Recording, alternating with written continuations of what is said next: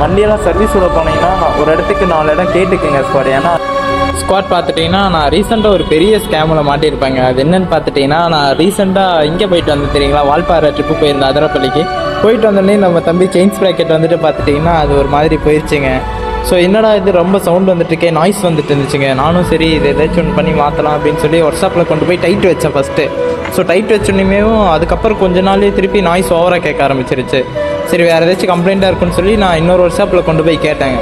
அவர் பார்த்துட்டு வண்டியை நல்லா ஓட்டி பார்த்துட்டு என்ன சொன்னார்னா, இல்லை தம்பி செயின்ஸ் ப்ராக்கெட் தான் போயிடுச்சு, ஒரு 2000 ரூபா செலவாகும் அப்படின்னு சொல்லிட்டாருங்க.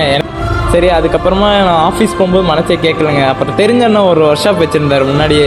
ஸோ அவர்கிட்ட போய் நான் கேட்டு பார்த்தேன்னா, இந்த மாதிரி சவுண்ட் வருது, ரொம்ப நாய்ஸாக இருக்குது வண்டியில், செயின் வந்து என்னென்னு பார்த்து கொடுங்க. அதுக்கப்புறம் அவர் வந்து என்ன பண்ணார்னா, இந்த முன்னாடி இருக்க அந்த செட்டெல்லாம் கழட்டி என்னென்னு பார்த்து கொடுத்தாருங்க, ஆயிலெல்லாம் போட்டு கொடுத்தாரு. அதுக்கப்புறம் ஓட்டுறேன், வண்டியிலேருந்து சுத்தமாக எந்த நாய்ஸுமே வரலைங்க ஸ்பாட்.